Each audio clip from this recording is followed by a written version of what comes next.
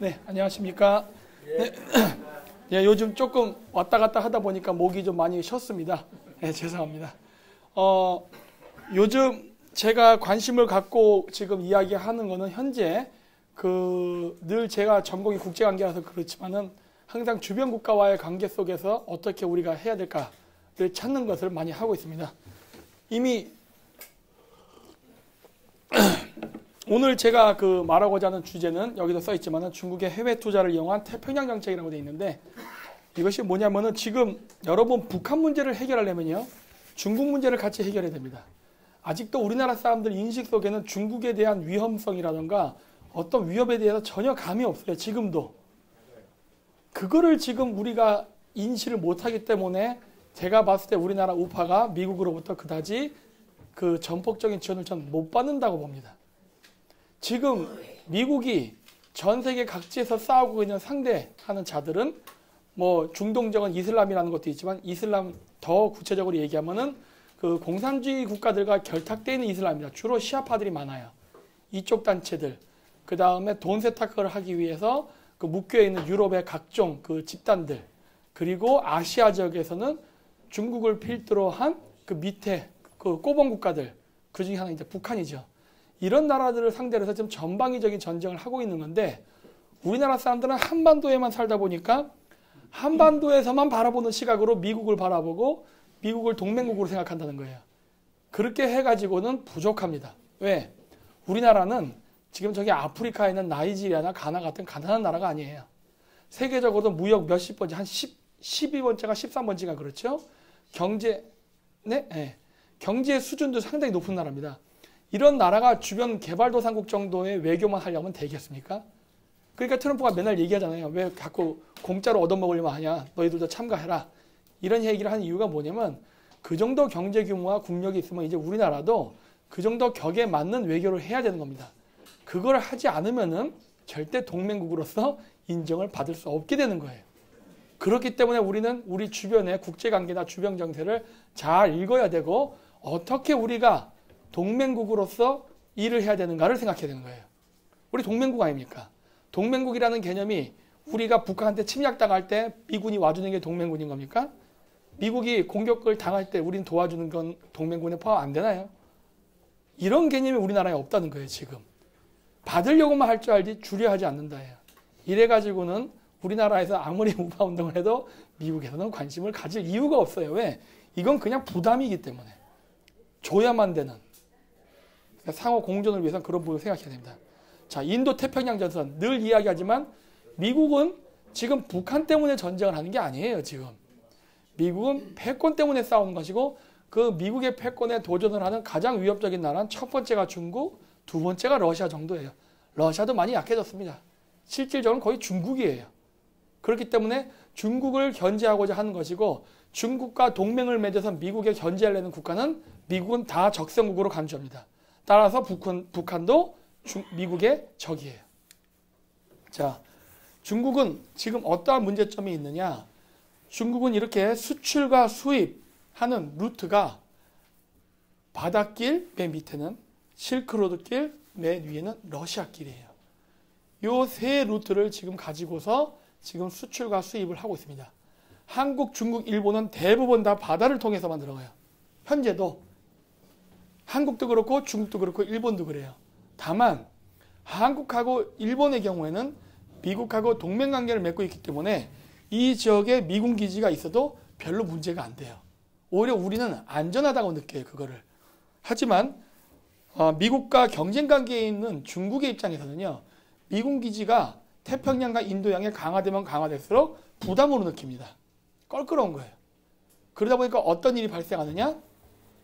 바닷길을 통과하지 않는 제3의 루트를 개발하려고 중국이 했던 거예요. 그것이 바로 1대1로 신실크로드 계획, 신항로 개척. 두 개입니다. 그리고 하나가 더 뭐냐? 러시아 쪽으로 가는 항로예요.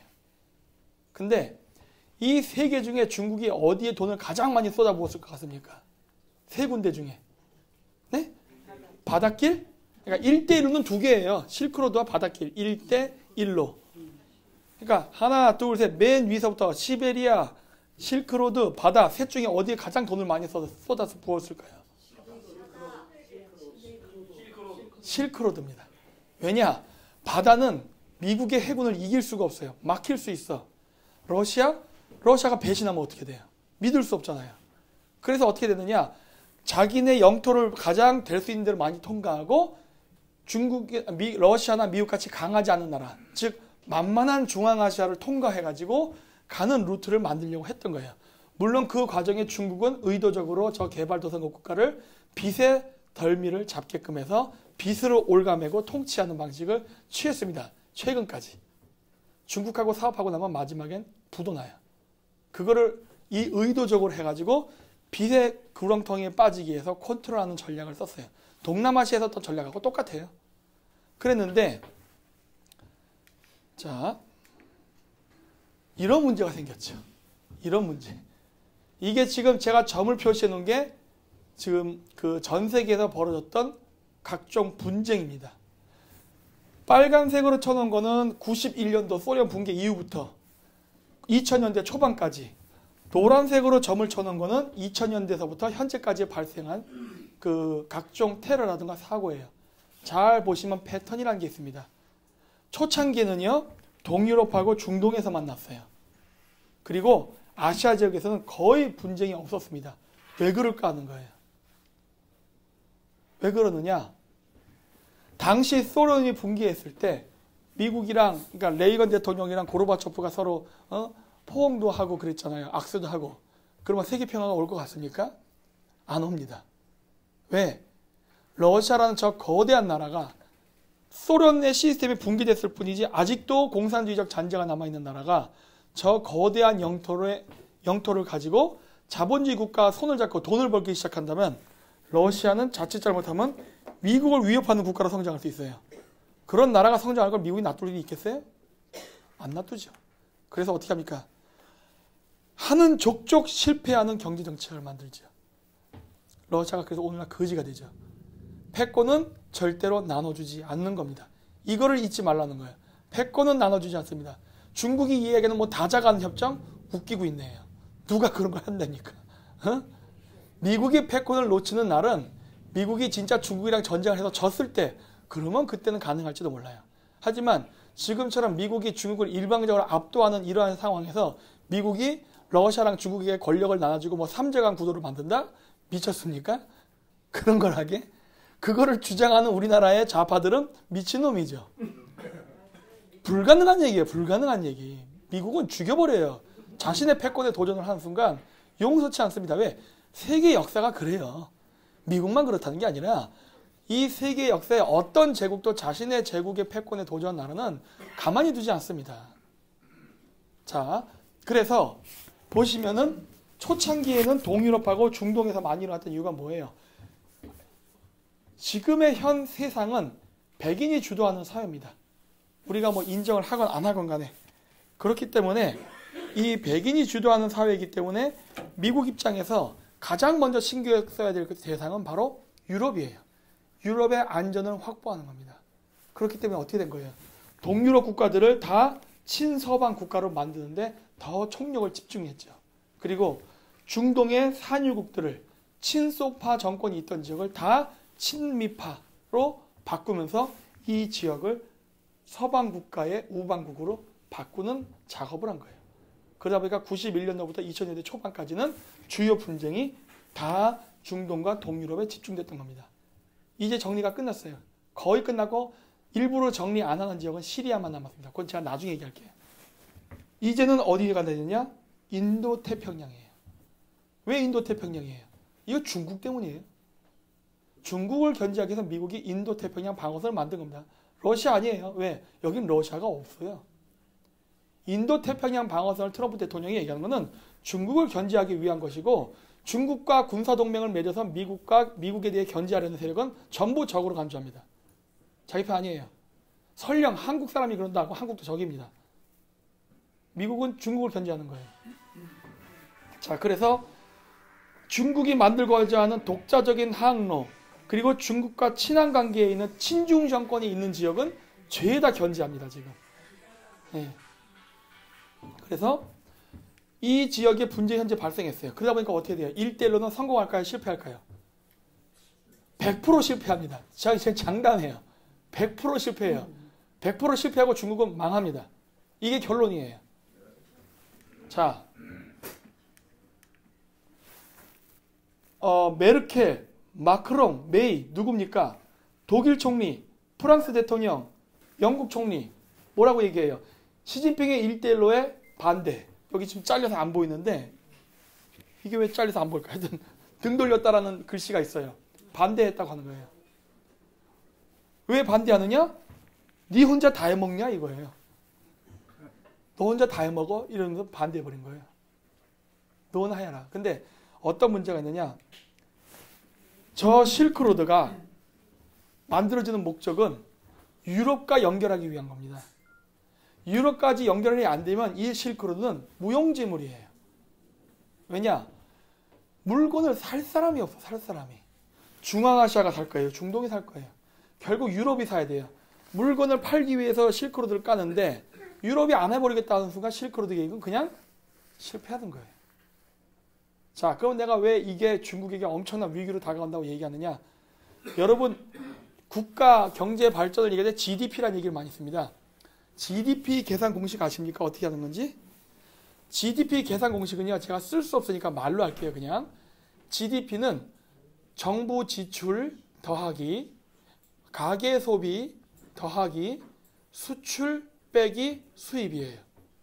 혹은 수출 빼기 수입은 그냥 투자라는 말로도 바꿔서 얘기합니다. 자, 이 얘기를 제가 왜 하느냐? 중국의 GDP가 성장을 하려면요, 여러 방법이 있어요. 그 중에 뭐 중국 애들이 13억 인구 있다면서요. 그럼 그 13억의 인구가 물건을 많이 사는 소비를 하면 됩니다. 소비시장, 가계지출, 즉 소비를 막 하면 어떻게 돼요? 당연히 GDP는 올라가겠죠. 근데 중국 사람들 월급 별로 없죠? 그래서 가계 소비는 안 일어납니다. 그러면 패스. 그 다음에 수출이 남아있죠. 수출은 어떻게 될까요? 트럼프가 지금 관세를 계속 올리고 있죠? 중국의 수출을 가로막고 괴롭히고 있습니다. 수출 GDP 성장의 요인에 지금 고려가 안 됩니다. 이것도 안 돼. 투자 어떨까요? 투자. 이거는 금융투자예요. 지금 중국은 서양 국가의 금융투자도 굉장히 견지합니다. 왜? 무서워서. 적대적 금융 세력이 들어와갖고 금융을 교란시키면 중국 경제가 망하거든요. 그래서 적극적으로 금융투자도 받지 않아요. 그렇다면 중국의 GDP를 성장시킬 수 있는 마지막 카드가 뭡니까?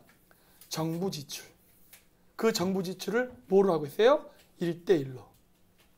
근데 그 1대1로를 유럽 국가들이 안 하겠다 그래요. 그러면 중국 어떻게 되죠? 망하는 거예요. 한 방에 망하는 겁니다. 한 방에 망하는 거예요. 지금 이거예요. 그래서 왜 그러면 중국이 1대1로에 목숨을 걸었느냐? 이번 제19차 그 전인대회 때 시진핑이 독재자가 됐죠. 드디어. 모택동 다음으로. 그런 다음에 뭘 얘기하느냐? 1대1로를 활성화시키겠다 그래요. 자신의 아주 필승의 사활을 건 국책사업을 하겠다고 해요. 즉 정부 지출을 국책사업을 하겠다는 거예요. 왜? GDP를 성장시키기 위해서. 독재자가 국민들로부터 지지를 받을 수 있는 방법은 경제성장 외에는 없습니다. 경제성장 실패하면 그 독재자는 바로 쫓겨나요.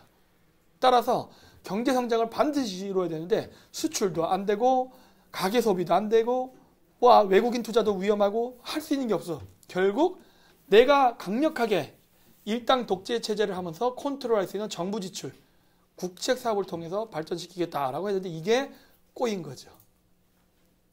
그래서 중국이 일단은 중앙아시아자 중동 지역의 철도, 그다음 고속도로, 파이프라인 등등을 깔면서 각종 건설을 했는데 그렇게 되면 거기 필요한 자재가 있죠. 원자재, 철강, 시멘트, 목재, 플라스틱 등등 많은 재료들이 있을 거 아니에요.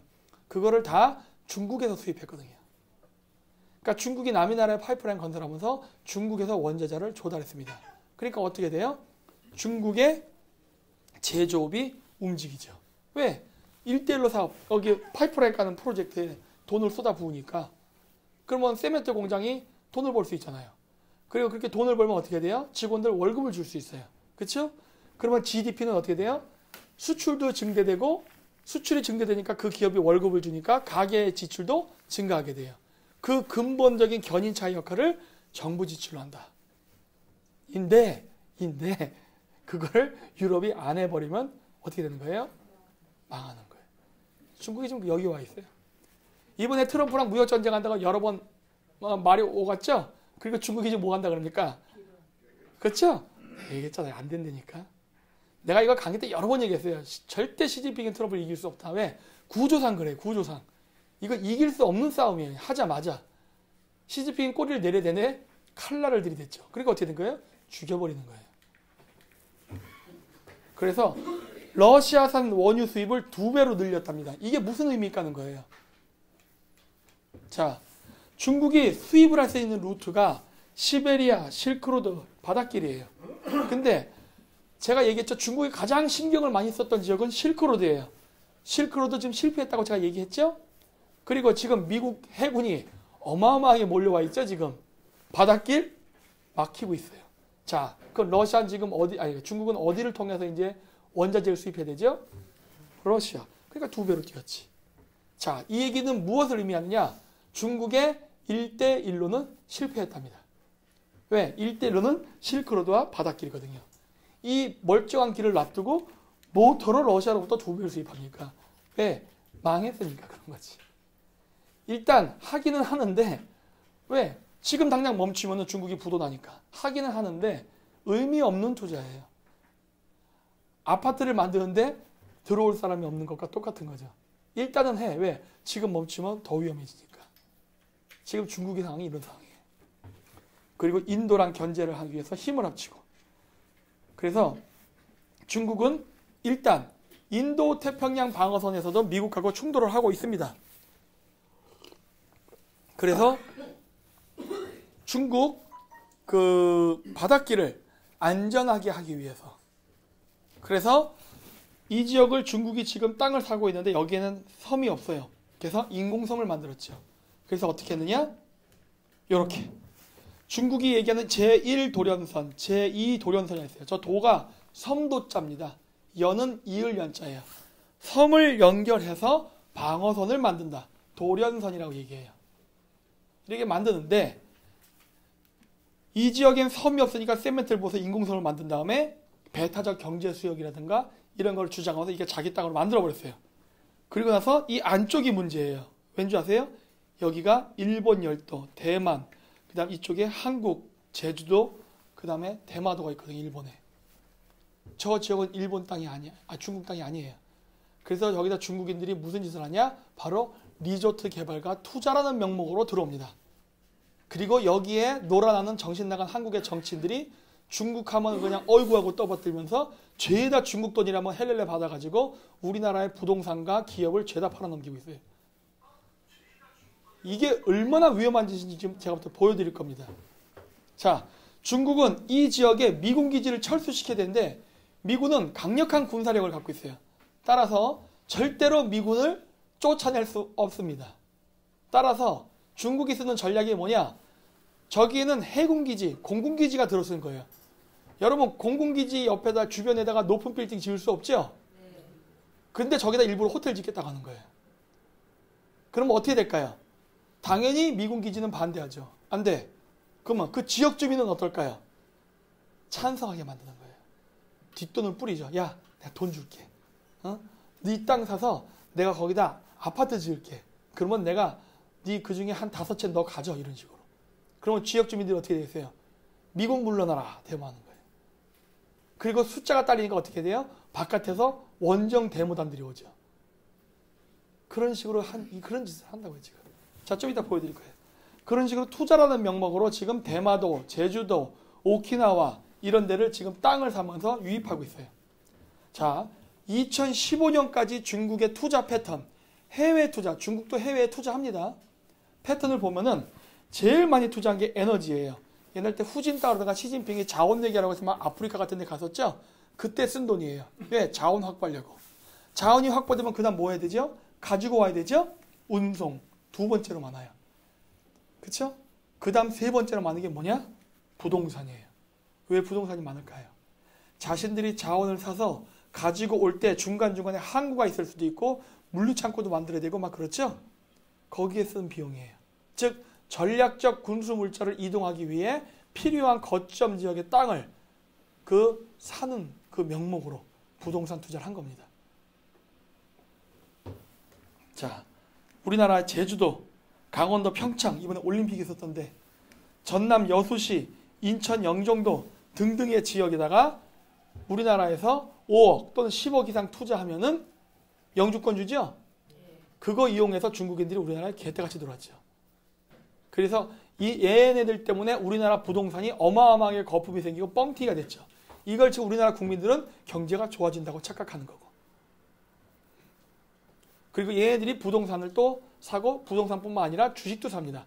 제가 늘 강의 때 얘기하는 비트코인 이런 걸 통한 돈 세탁을 위해서. 그런 자금들. 근데 우리나라에서는 그것도 코스피가 올라가니까 경제 성장한다고 얘기를 하죠. 그냥 우리나라에 미친놈들 많아요. 내가 봤을 때. 이거는 좌파 우파 똑같습니다. 우파 사람들 이런 거 안 하는 줄 아세요? 좌파 많은 거 아니에요? 우파도 해요. 이 짓을. 이거를 부채질을 한다고요. 나라가 망하는 줄 모르고.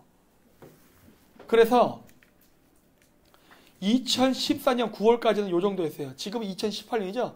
이젠 제주도에서 땅 샀다는 건 다 10중 8구 중국인입니다. 보세요.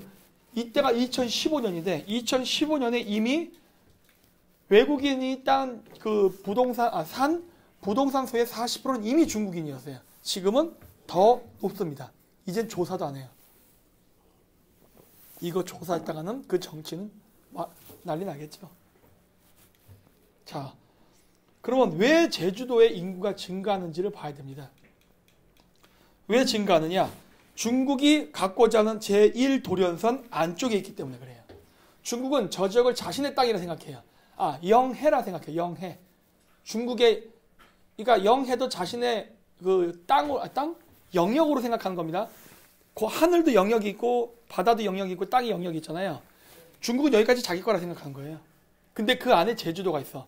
그러니까 어떻게 해요? 제주도를 점령하려고 하는 거죠. 무력 점령 안 되니까 바로 투자라는 명목으로. 그리고 우리나라의 한반도에도 바로 외자 유치라는 명목으로 이렇게 5억 이상 투자하면 영주권 만나가죠. 이런 식으로 해서 우리나라에 죄다 들어와가지고 지금 중국 애들이랑 결탁한 정치인, 기업인 이런 사람들을 매수해서 자기 편으로 만든 다음에 죄다 지금 우리나라의 지금 자산을 다 팔아넘기고 있죠. 그렇게 함으로써 중국의 경제에 종속되게 만들어가지고 그냥 중국의 속국 만드는 거예요. 그 짓 하고 있는 거예요, 지금. 자, 그래서 제주도에서도 주로 인구가 증가하는 지역은 북제주의 제주시 주변, 서귀포 그 주변입니다. 단순히 여기에 큰 도시가 있어서가 아니라 저기가 항구를 지을 수 있는 데예요. 항구. 항구를 지을 수 있다는 소리는 미군이 제7함대가 우리나라에 왔을 때 제주도에 정박할 수 있는 지역이기도 하죠. 그렇죠? 그 지역에 바로 해군 기지가 들어서지 못하게 중국인들이 땅을 샀습니다. 중국인만 땅을 산 게 아니라 중국인과 사업을 하는 정치인, 기업인, 중국 여자와 결혼을 한 한국 남자들, 그 다음에 학생운동하는 전직 운동권 주사파 출신, 걔들은 왜냐면 사유지를 공부했으니까 이런 애들 매수해가지고 걔네들이 이름을 빌려서 땅을 사고 하는 거예요. 왜? 그 운동권 출신들은 미군 기지 쫓아내는 거는 자기네들의 사명이라 생각하니까 중국 애들이 그렇게 제안하면 해버립니다. 왜? 돈도 받고 미군도 내쫓는데 뭐 어때? 이런 식인 거예요. 그래서 서귀포시 요 왼쪽 요쪽쯤에 여기 서귀포시에서 남서쪽에 강정 해군기지 마을이 해군기지가 있어요. 그 강정이나 시끄러웠잖아요. 그렇죠? 그 지역 주변으로 이렇게 골프장을 중국인들이 샀습니다. 넓은 대지 땅을. 중산간이라 그래요. 중산간. 제주도에 한 5부 6부 능선. 중산간이라 부르는데 제주도는 현무암지대입니다. 그래서 물이 안 고여요. 비가 와도 물이 다 빠져나갑니다. 그래서 논농사를 못 지어요. 그런데 이 중산간이라는 지역에 늪지대가 넓게 펼쳐져 있어요. 그래서 그 지역의 늪지대가 물을 잡고 있기 때문에 제주도 사람들이 먹는 물이 여기서 확보됩니다. 근데 중국인들이 중산간 일대의 땅을 마구마구 사서 리조트 단지, 호텔 짓는다고 땅을 파헤치고 있어요. 그래서 땅이 마르고 있어요. 주로 어느 지역? 강정 해군기지가 잘 보이는 지역. 감시하려고 하는 거야. 감시하려고. 누구랑? 우리나라의 빨갱이들, 그 다음 위장보수들이 같이. 좌우에 중국 스파이는 다 스튜디오에 있어요. 그걸 잘 보라는 겁니다. 자, 왜 제가 이걸 위험성을 이야기하느냐? 제주도, 오키나와 이런 데가 중국의 영토로 편입이 된다면 어떻게 됩니까? 거기는 배타적 경제 수역이든가 영해를 가져갈 수 있죠? 중국의 영역으로. 그럼 어떻게 됩니까? 우리가 수출을 할 수 있는 길이 어떻게 되죠? 막히는 거예요. 이렇기 때문에 안 된다는 거예요. 북쪽은 북한으로 막혔고 남쪽에 바다가 있어요. 우리가 옛날 때 제가 어렸을 때도 배울 때 우리나라는 삼면의 바다로 둘러싸여서 어쩌고저쩌고 얘기했는데 그 삼면 중에 이면이 막히는 겁니다. 강원도 지역 빼놓고는. 그러면 어떻게 돼요? 우리는 수출도 제대로 못하고 수입도 제대로 못해요. 중국의 눈밖에 나는 순간 바닷길을 열었다 막았다 하면서 우리를 협박하면서 우리나라 대통령도 갈아치울 수 있어요. 정치인도 갈아치울 수 있고 기업들도 지 마음대로 살 수가 있고 빼앗을 수도 있어요. 이 짓을 지금 중국이 하고 있는 거예요. 이거 안 뺏겼는데도 우리가 지금 스스로 빼앗겨주고 있죠. 삼성 반도체도 훔쳐가려고 그러고. 이게 문제라는 거예요. 근데 왜 우리나라 정치인들은 중국의 이러한 부당한 행위에 대해서 데모를 안 하죠? 어? 삼성전자를 빼앗기려고 하는데 삼성전자 디램만 원짜 뺏기면 우리나라가 얼마나 위험에 처하게 되는지 왜 모를까? 아니 모르는 게 아니겠지. 돈 먹었겠죠. 그 어떤 우리나라 국회의원도 반중에 대해 얘기를 한마디도 안 합니다. 좌파는 그렇다 쳐요. 원래 걔네들은 돈을 먹었으니까. 우파는 왜 안 해? 먹었겠죠. 전 먹었다 보는 거예요. 직간접적으로 연결되어 있다 봅니다. 그렇지 않고서야 이렇게 침묵을 지킬 수가 없어요. 왜 삼성이 혼자 싸웁니까? 노동부랑. 어? 왜 삼성전자가 노동부랑 혼자 싸우냐고요. 우리나라 국회의원은 뭐 하는 거예요 도대체? 같이 도와줘야지. 오히려 저 민주당 국회의원은 오히려 그걸 더 까라고 압력을 넣고 있죠. 그건 자유한국당 뭐 하는 거예요 도대체? 왜 중국한테 아무 말도 안 해? 그리고 평화의 섬 뭐 이거 데모한 애들 뭐 이거 얘기 뺄게요. 얘 운동가들이 이렇게 강정마을에 가서 여러 가지 데모를 했었죠. 미군 기지 못 만들게 방해하려고. 근데 이거 공작이었습니다. 자, 그리고 평택에 차이나타운 짓고 있습니다. 60만 명 들어갈 수 있는 규모래요. 전 세계에서 가장 큰 차이나타운이에요. 전 세계에서 가장 큰. 어? 우리나라 우파 중에 혹시 지방분권 찬성하는 의원이 있습니까? 좌파는 그렇다 치더라도 우파에? 이거 미친놈입니다. 그거 하면은. 왠지 아세요? 차이나타운을 건설하는데 지금 외국인들 마구마구 들어오고 있어요. 우리나라에서 3년 이상 거주하면은 투표권을 줍니다. 대통령하고 국회의원은 투표권을 안 주고 지방, 시의원, 도의원은 투표권을 줘요. 자, 그런데 지금 같은 상황에서 아직도 중앙집권제니까 외국인들이 3년 이상 거주해서 투표권을 가져도 시의원, 도의원을 뽑는 게 우리나라 정부의 정책에 영향을 크게 아직은 못 끼쳐요. 아직은. 하지만 지방 분권을 하게 됐을 때 그 사람들이 투표권을 갖고 행사하게 되면 어떻게 되죠? 지방 분권하는 건 중앙 권력을 약화시키는 거예요. 그렇죠? 중앙 권력을 약화시켜 놓은 상태에서 우리나라에 3년 이상 거주한 외국인, 그냥 까놓고 얘기하면 중국인입니다. 그냥. 여기 미국인이 있겠어요? 일본인이 있겠어요? 다 중국인이지. 평택 같은 경우는 어때요? 평택 옆에 미군 기지 있죠? 근데 평택 차이나타운에 60만 명이라는 중국인들이 들어와서 지방 분권화라는 걸 이용해갖고 투표를 하게 되면 평택시장은 친중파가 되거나 중국 사람이 시장이 될 수 있어요. 그렇죠? 시의원, 도의원도 마찬가지예요. 왜? 어마어마한 돈을 갖고 흔들어댈 테니까. 선거 자금 준다고 유혹할 테고. 지방 분권화가 되게 되면은 중앙정부가 통제를 못하니까 중국은 우리나라 한반도를 분권화된 지역을 각계격파해갖고 한반도 전체를 중국화시키는 시나리오로 움직일 수 있어요. 이거를 왜 민주당이 그렇게 추진하려고 할까? 아니요. 김일성이 중요한 게 아니라 이건 중국의 의도입니다. 중국의 의도예요. 김일성이는요, 시진핑 똘만이에요. 까놓고 얘기해서. 그러니까 똘만이에요, 똘만이. 우리는 뿌리를 제거해야 돼요, 뿌리를. 이파리 몇 개 뽑는다고 잡초가 사라지는 게 아닙니다. 북한이 핵 개발하는 자금을 지원하는 나라, 중국을 제거하지 않으면요, 북한은 계속 개발해요. 김정은 제거하면은 북한이 핵 개발 안 할 것 같습니까? 바뀐 지도자가? 소용이 없다니까요. 잡초는요, 뿌리를 뽑아야 돼요. 그 뿌리가 중국이에요. 네. 네. 그래서 이거 보십시오. 불법 체류자가 우리나라 기하급수적으로 증가하고 있어요. 왜? 뭐 다문화 어쩌고저쩌고 얘기하고 뭐 어쩌고저쩌고 뭐 얘기하면서 일단 막 받아준다고요. 일본은 강력하게 통제하고 있어요, 지금. 왜? 인구가 고령화되고 도시화가 되면서 지방의 인구가 사라지면서 그 빈 지역에 중국의 불법 체류자들이 마을을 형성하고 도시를 형성할까봐 일본은 지금 대대적으로 손을 보면서 다 쫓아냈단 말이에요. 한때 일본에 거주했던 불법 체류자의 숫자가 한국보다 많았어요. 하지만 지금은 확 줄었습니다. 왜? 대대적으로 단속해서 다 쫓아내버렸어요. 우리는 지금 어떻게 하고 있죠? 개방하고 있죠. 평창올림픽 때 어떻게 했어요? 평창올림픽이 2월달에 열리잖아요. 근데 그 이전 한여름부터 해가지고 중국인들을 무비자로 다 집어넣죠. 그 명분은 뭐예요? 소비를 촉진시키겠대요. 여러분, 중국 부자들이 비자를 발급 못 받아서 한국에 못 와서 소비를 못 합니까? 에? 무슨 바보 같은 발상입니까? 무비자를 해주면 누가 와요? 거지들밖에 안 옵니다. 거지들밖에 안 와요. 중국의 부자는요, 돈 쓰러 오고 싶은 놈은요, 다 자기가 비자 발급받는 거 아니잖아요. 여행사에다 주잖아. 다 비자 발급받고 다 해서 와요. 그리고 돈 쓰고 가. 무비자 하는 순간 불법 체류자가 들어오는 겁니다. 우리나라는 왜 불법 체류자가 들어오게 평창올림픽을 이용했을까요? 응? 그걸 생각해야 된다고. 지방 분권화가 됐을 때 중국 애들 미입국한 상태에서 3년 정도 버텨서 투표권만 획득하면은 민주당 애들은 중국인만 바라보고 선거해도 이기는 날이 올 것이기 때문이에요. 이거는 제가 상상을 얘기하는 게 아닙니다. 실제 사례가 있었기 때문에 그래요. 제가 보여드릴 거예요. 자, 평택시의 위치는 여기예요. 차이나타운이 여기 있고 안쪽에 미군 기지가 있습니다.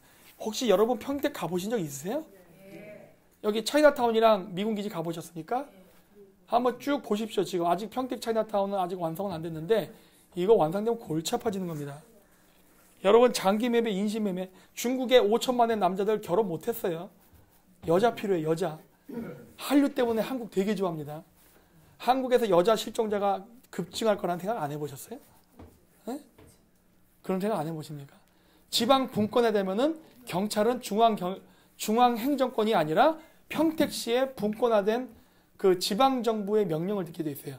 중국 애들이 평택시 시장을 친중파로 뽑아놓으면은 거기서 월급 받는 경찰들이 인신매매단들을 잡을까요, 안 잡을까요? 답이 다 나와 있잖아요. 그렇죠? 제가 왜 이런 상상을 하지 아십니까? 전 중국에 살아봤기 때문에 알아요. 중국인들의 정신세계를. 중국인들이 어떻게 사업을 하고 어떤 식의 불법적 일을 한다는 것을 훤히 읽습니다. 그러니까 어떤 사람들은 그래요. 저는 중국인하고 되게 닮아있다고. 맞긴 맞아요. 저의 사고방식은 굉장히 중국인하고 닮아있어요. 하지만 반대로 작동할 뿐이지. 적을 알아야 승리할 수 있으니까. 자, 오키나와 문제. 여기 동영상이 나올 거예요. 보십시오. 沖縄県に属する海面を総合すると本州ぐらいの広さになるんですよ。ですから竹島とは違ってね、沖縄県を失うっていうことはもう国益上重大な危機を日本は迎えるということですね。シーレーンの確保も危ない。そして沖縄県に属した海面のとそれに属する海底の資源、それを失うことになる。もうかなりのパンチだと思います。しかも第一列島線がもう確保できなくなりますから、中国海軍がもう日本を取り巻く状態になってくる。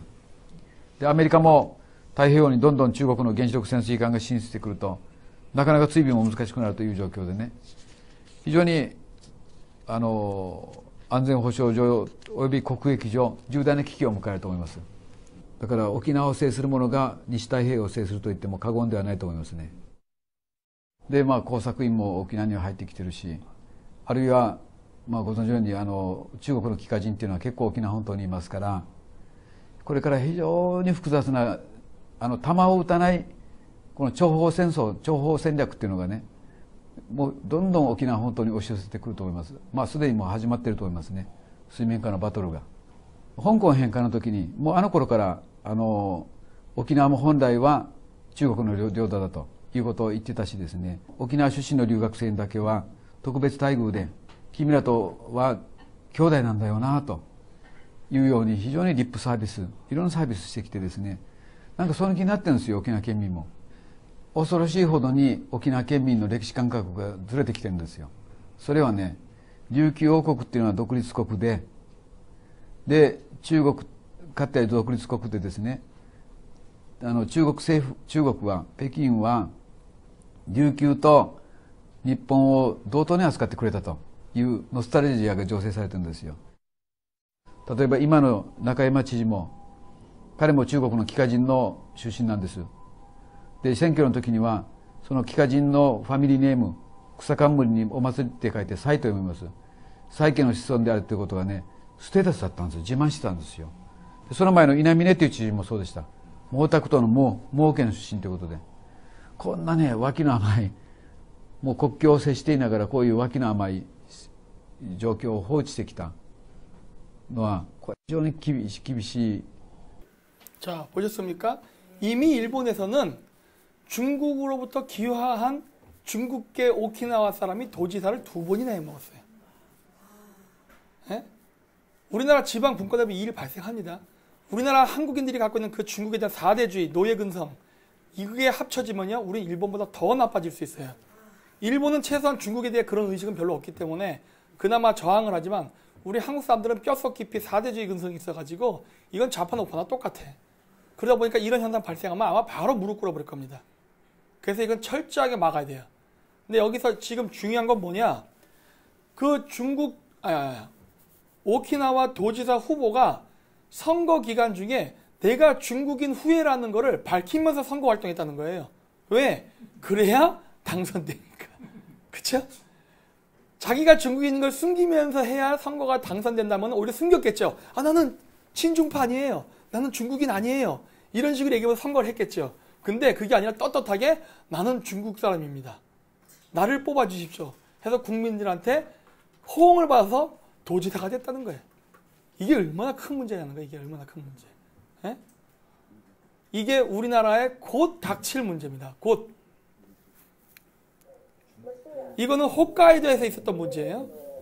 あまりいいことではない。ましてやここでの場所開きのような形で朝鮮総連の議長が来ている。そこに、日本の華僑系の団体ですね、その人たちも一緒に絡んでいるというようなことで、北海道においてはこうした土地の買収、あるいはここの農地で農産物を作るというようなそういうことだけではなくて、例えばさまざまな歴史問題に絡むような、北海道に、例えば朝鮮半島から、戦時中に、徴用工の人たちが来た、そういうようなことの慰霊祭なんていうのも、朝鮮系の人たちとそれから、在日華僑の団体が一緒になって大々的にやっていたりするんですね。そういう意味で非常に連携の強い人たちがここに、ずらっと、顔を揃えて、ここのなんか場所開きのようなことをやった。そしてここで食料を作って、輸出をすると。相手先。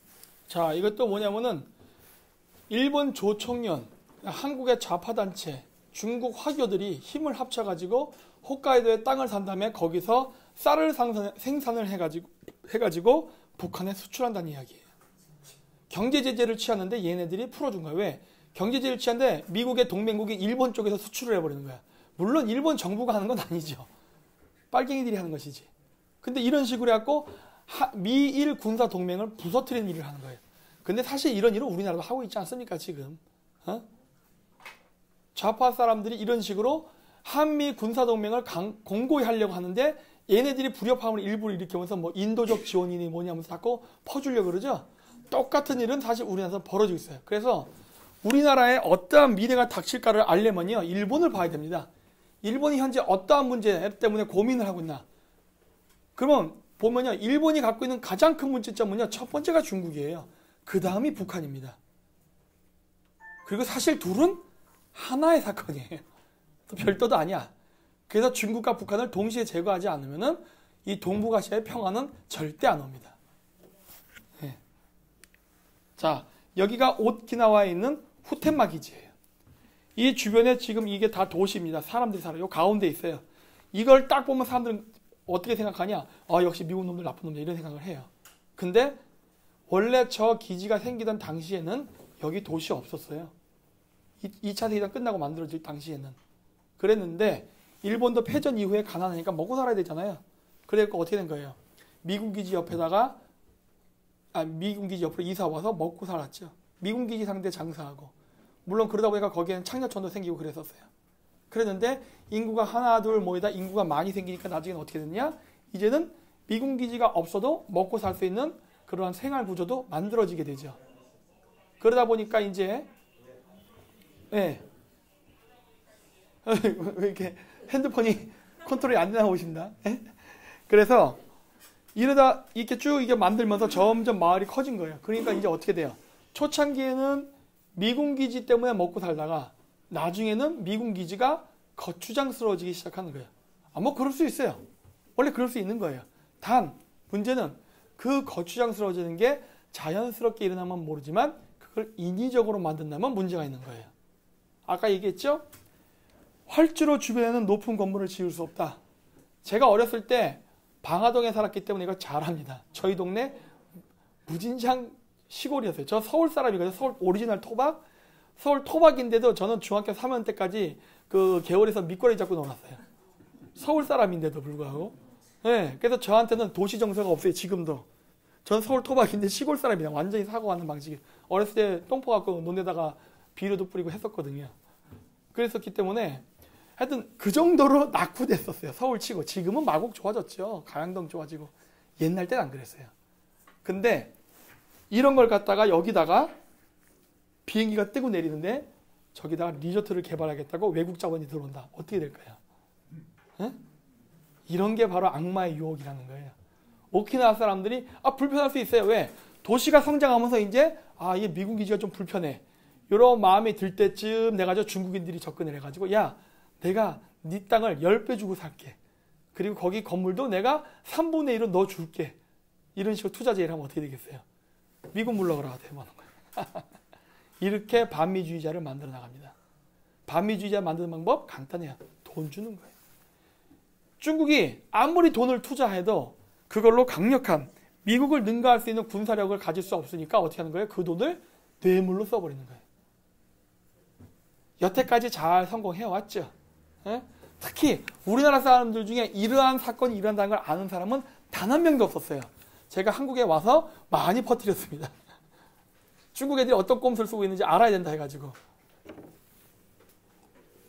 자, 다음 동영상은 잠깐 여기 나올래? 요거부터 먼저 해야죠.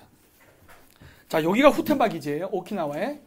이 후텐마 기지에 이렇게 도시에 사람들이 많이 늘어나니까 문제가 생겨서 이전하라는 데모가 점점 거세집니다. 왜? 중국 애들이 야금야금 자본을 집어넣으면서 분열 이간책을 썼거든요. 여기 이제 조총련, 일본 좌파 이런 애들도 와가지고 그러니까 어떻게 돼요?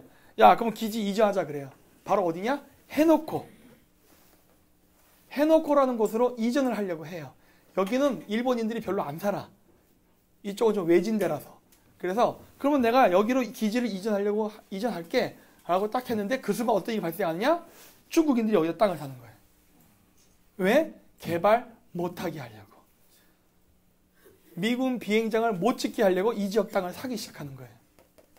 물론 중국인이 자기 이름으로 사는 경우도 있고 오키나와 사람들한테 합작기업이라는 명목으로 사는 경우도 있고 뭐 별의별 경우를 다 해서. 그래서 아마 우리나라도 분명히 있을 거예요. 분명히. 왜냐? 여기에 땅 살 때 일본 애들 이름 빌려주잖아요. 그럼 매달 월급씩을 얼마씩 줍니다. 돈을. 우리나라도 이 돈 받아먹는 놈들이 있을 거예요. 분명히. 이거 조사해야 돼요. 왜? 일본에서 이런 일이 발생했기 때문에 우리나라에도 분명히 전 있을 거라고 생각합니다. 어쨌든 그래서 이동을 못하는 거예요. 자꾸 여기다 땅을 사는 바람에. 그러니까 어떻게 돼요? 여기서는 나가겠다고 말을 했는데 이게 해결이 안 되니까 뭔가 그러니까 어떻게 돼? 여기서 또 주민들이 미군 개새끼들 거짓말했다예요. 제국주의자 물러나라. 데모하는 거예요. 그럴 때 오키나와에서 중국계 오키나와 도지사가 탄생합니다. 자, 이 사람은 어떻게 했을까요? 후텐만 미군 기지를 철수시키라고 했을까요? 여기 있으라고 했을까요? 여러분들은 전략가가 아니네요. 있으라고 해야지요. 왜? 나는 중국인이야. 그런데 나는 보수야 이런 거예요. 난 친중파 아니야. 난 보수야. 그러면서 뭐라 그래요? 나는 미일 동맹은 굳건해야 된다 생각해. 그러니까 후텐만 기지 이전하지 마. 이렇게 된 거예요. 그럼 어떻게 돼요? 더 난리 나요. 그렇죠? 그거를 중국계 도지사가 더 이간질책을 쓰는 거예요. 그러면서 여기 땅은 계속 잠식해서 이 기지를 못 짓게 방해 공작하는 거예요. 놀랍지 않아요? 아, 우리나라는 안 할까? 우리나라는 안 할까? 이 똑같은 방식을. 네? 자, 다음은 이제 그 영상이에요. しかしこうした意見もある中、去年1月に行われた名護市長選、投票率は 76.71% で、結果は辺野古移設に反対の稲峰氏が移設推進派の末松氏を破って勝利。その差は4000票余り。この結果についてママが意外な話を口にした。大きな問題がある。大きな選挙するためによそからここに引っ越しした人。そういう方もいる。それで負けた。すごいあれがある。 보셨어요? 외지로부터 중국계 오키나와 사람을 도지사로 뽑기 위해서 외지로부터 온 사람들이 있어요. 물론 외지라고 하면 이제 일본이죠. 일본 다른 도시에서 주소를 이전시킨 거예요. 투표에 참여하기 위해서. 사실 이런 일은 우리나라도 있었어요. 그러니까 자꾸 제가 얘기하는 거예요. 왜? 국제코민테른이기 때문에 그래요. 국제코민테른. 국제공산당. 그렇기 때문에 한국에서 공산주의 활동하는 놈들과 일본에서 공산주의 활동하는 놈들, 중국에서 공산주의 활동하는 놈들은 다 그놈이 그놈이고 같은 계획과 시스템으로 움직입니다. 그래서 우리나라에서도 2009년도에서 2010년도 사이에 제주도의 인구 증가율이 급증을 해요. 이때 당시에 여기 안 보이는구나. 어느 정도 증가했느냐? 2009년도 초창기만 해도 인구가 54만 얼마였어요. 그랬다가 갑자기 2010년 되면서 인구가 59만 한 2천 정도로 듭니다. 무려 한 4만 명 가까이가 늘어요. 참고로 현재 제주도 인구는 67만이에요. 굉장히 큰 숫자죠?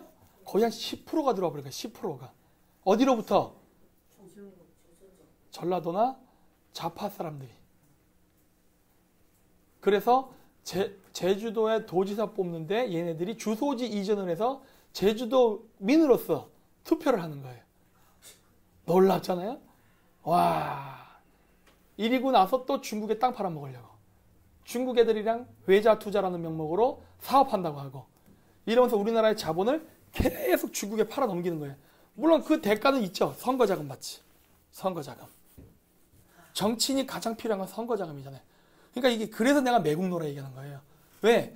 나라를 팔아서 돈을 챙기니까. 그게 매국노지. 이런 얘기를 하면은 뭐를 얘기하느냐? 좌파들은 저를 친일파로 몰아갑니다. 왜냐? 우리나라 사람들에서 좌파들을 비판하는 사람들은 무조건 친일 프레임에 가둬버리려고 그래요. 그리고 제가 드는 얘들이 다 일본이에요. 그러니까 저것 봐라. 일본 우익단체의 방송을 보고 한다요. 그게 아니죠. 중국이 가장 공격을 많이 한 나라가 일본입니다. 따라서 일본의 사례는 한국의 미래이기 때문에 우리는 반드시 일본의 사례를 봐야 되는 거예요.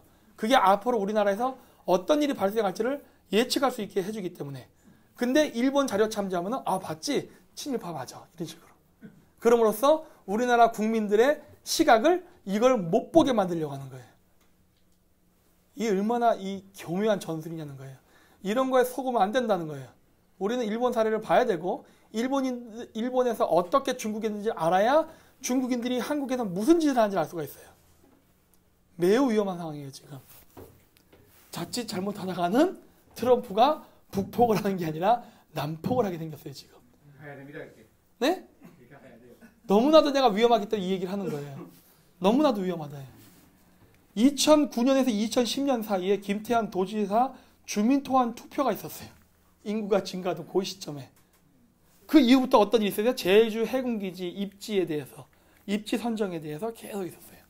그리고 그때 어마어마하게 뭐 정의구현 사재단이라든가 이런 애들이 있었죠? 와서 데모했고. 그 시기예요. 그렇죠? 오키나와랑 똑같죠? 단 제주도 도지사가 중국인은 아니었어요. 하지만 이제는 모른다예요. 지방 분권화가 통과되면은 그때는 진짜 중국인 출신이 우리나라에서 도지사, 시장이 나오는 날이 안 남았죠. 저는 그거를 지금 막으려고 하는 겁니다. 저는 우리나라에서 친중파 정치인, 친중파 경제인 득세하는 거를 막으려고 하는 거예요. 너무나도 위험해요. 왜? 미국이 구상하고 있는 인도태평양 방어선에 의해서 우리나라가 적국으로 간주되기 때문에 그래요. 그랬다면 우린 죽는 거예요. 다 아시죠? 미국 눈 맞게 되면 어떻게 되는지가. 저는 그러한 위험한 모험을 감수할 수가 없습니다. 자, 또 다른 재미있는 거. 이거 아주 재밌어요. 잘 보세요. 提案をしてどんどんやっぱり実行していきたいと思います。またちょっと違うテーマでちょっと皆さんに提案をしたい。私は今提案したい話は沖縄の反基地闘争現場におけるいわゆる外国人について皆さんのご意見をお聞きしたいと思います。私現場に入りましてその活動家の構成比率っていうのはやっぱり見ています。はい。突き飛ばされたり蹴っ飛ばされたり後ろから蹴られたりもしてますよ私はそのたんびにね。そういった中で見てきたのは、まず活動家の6割が、沖縄出身の元教員公務員労組関係者が6割、3割が県外からの方々そして1割が外国人、主に、在日韓国人やその他オーストラリア人もアメリカ人もカナダ人もいます。そういった中で今回国会で山田博先生が質問をしてその中で明らかになったのが41名逮捕者の中で4名が韓国人だったっていう話。さてじゃあその韓国人現場ではどのようなことをやってるかというとさっきのお笑い沖縄平和運動の中であったように基地の前に来てテコンドーの変な踊りを踊ったりですね。あとこれ今日皆さん現物持ってきてます。お見せします。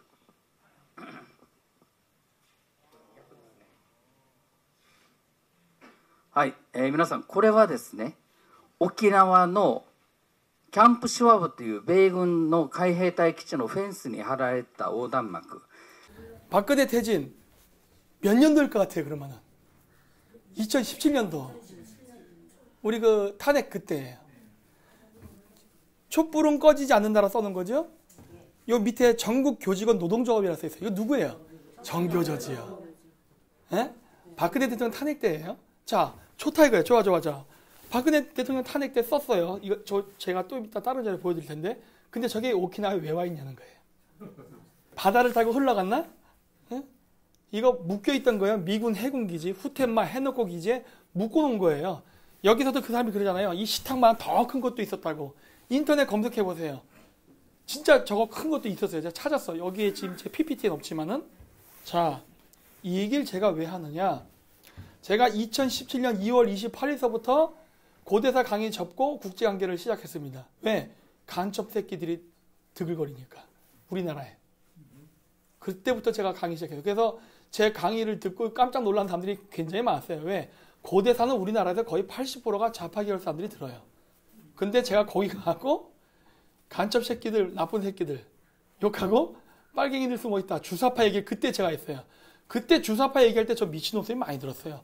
아니 주사파가 어디 있어요 그러는 거예요. 이제는 다 아시지 않습니까? 그때 당시 얘기할 때 미친놈 소리 들었어요. 주사파 위험하다. 얘네들 굉장히 위험하니까 우리 지금 빨리 정신 차려야 된다. 얘기할 때만 해도 미친놈 소리 들었는데 당시 저를 욕했던 좌파들 중에도 상당히 저한테 돌아왔습니다. 제가 늘 얘기하잖아요. 저는 전향 전문이라고. 저는 이렇게 저는 여기 여러분들처럼 우파분들만 모셔놓고 강의하지 않아요. 저는 그냥 좌파들인데 가서도 한가운데 가서도 강의합니다. 저번에 가서 제주대학교에 가서도 강의하고 오고 원래 그래요. 저는 저기 공무원 노조들한테 가서도 강의하고 그래요. 그러면서 반중하시고 반북하세요 라고 얘기한다고요. 네, 원래 전 그렇게 해요. 만약에 여기 계신 분들 중에 좌파가 있다. 그건 나가세요. 그러지 않습니다. 저는. 앉아 계세요. 그래요. 끝까지 앉아 계세요. 그래요. 가지 말라고. 왜? 내 말 끝까지 들어보라요. 나를 공작해서 음해하려 하지 말고 내 말 들어라요. 내 말 들어라. 내가 지금 무슨 말을 하는지를 들어라. 자, 이 얘기를 왜 하느냐?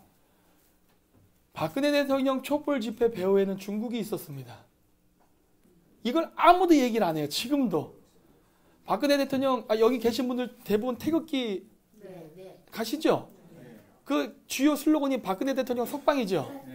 친중하면 박근혜 대통령 석방이 될 것 같습니까? 이걸 왜 모르냐는 거예요. 이걸 왜 몰라. 이거 배경에 중국 돈이 있다니까요, 지금. 중국 애들이 자금 지원했어요. 자금 지원해가지고 뒤에서 공작했단 말이야.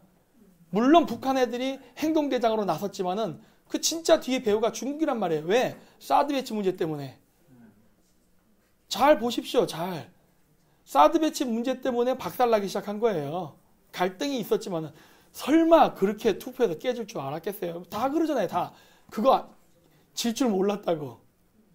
근데 그때 당시에도 탄핵했을 때 참석했다는 사람들 상당수가 중국하고 사업이 연계된 사람들이 많았죠. 국회의원들 중에. 그런 내부 배신자들이 없었다면 이런 일은 안 생겼어요. 상상도 못했던 거죠. 북한만 신경 쓰고 있었는데 중국일 줄이야.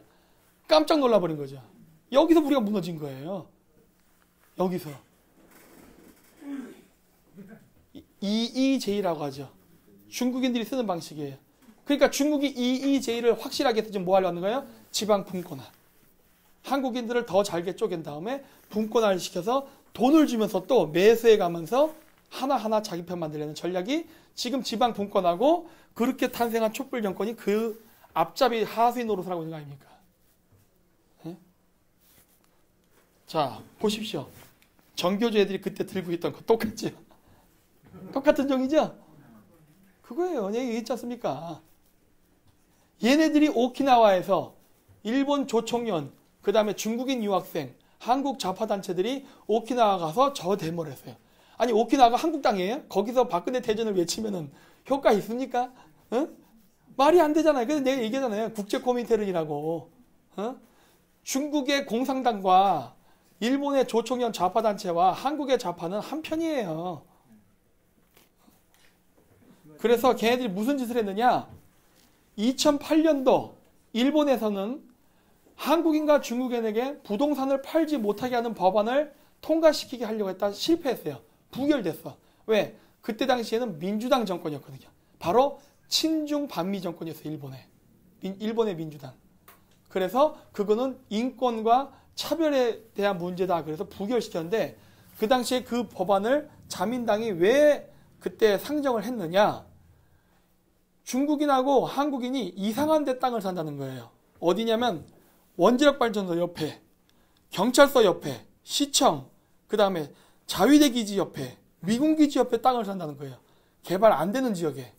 그것도 대규모로. 그거 왜 사냐는 거예요, 도대체. 개발도 못하네. 사봐야 그냥 그린벨트 지역이에요. 거의. 실질적으로 개발이 안 돼. 개발해도 사람이 안 오고. 그럼 그거 왜 한 거예요, 그걸? 감시 역할이겠죠, 감시 역할. 뭔지는 알 수 없으나 불순한 의도가 있잖아요. 그래서 안 된다라고 얘기를 했는데 어떤 일이 발생하느냐? 한국인들은 대마도에 산다는 거예요. 이게 무슨 말일까 하는 거예요. 대마도에 왜 땅을 사지해요? 이유는 간단합니다. 한국과 일본의 관계를 나쁘게 하기 위해서예요. 한국과 일본 간의 독도 문제로 싸우고 있죠? 그럴 때 중국인들이 5억 원 이상 투자해서 한국에서 영주권을 취득하거나 아니면 한국 남자가 중국 여자랑 결혼한 케이스, 그 다음에 우리나라 운동권 애들, 걔도 친중파니까 그런 애들, 이런 애들 국적을 세탁한 중국인들, 이런 등등의 애들이 한국인으로 위장을 해서 대마도에 땅을 샀다고요. 그럼 어떻게 되죠? 대마도에서는 혐한 분위기가 형성되죠. 지금 대마도에서 한국 사람들 싫어하죠? 그거를 만들고자 하는 게 목적이었다고요. 그렇게 돼서 혐한 분위기가 형성되면은 뉴스에 보도가 되겠죠? 자, 그럼 그 뉴스를 본 한국 사람들은 어떻게 반응할까요? 야, 우리 일본인들에게 폐를 끼치지 말고 그럼 땅을 다시 팔고 나오자 이렇게 생각할까요? 아니에요. 뜻있는 한국 국민들이 대마도 땅을 드디어 접수하기 시작했구나. 본래 대마도는 한국의 땅이었다. 고로 지금 이러한 그 뜻있는 한국인들이 대마도에 땅을 사면서 경제적 그 주권을 회복하는 거를 우리도 동참하자. 이게 전형적인 한국인의 반응이에요. 제가 그래서 이 문제가 발생하는 게 위험하니까 막아야 된다 그래서 13년 전서부터 우리나라 KBC, MBC, 뭐 여러 방송, 조중동, 한겨레, 심지어 우리나라 좌파의 민중일보까지도 가가지고 이거를 보도하려고 그랬어요. 그 어느 단체도 실어주지 않았어요. 왜? 제가 얘기했죠? 친중파는 좌파에 맞는 게 아니라 우파에도 있다예요. 좌우가 다 중국 돈 받아먹고 헬렐레 하고 있어요. 이러니 이러한 위기사항이 앞으로 우리나라 국익에 큰 문제가 된다고 얘기를 해도 그 어느 놈도 기사를 안 써주고 방송조차 안 하는 거예요. 그래서 제가 인터넷이 있으니까 이렇게 막 떠들어서 이제 많이 알려졌어요. 네.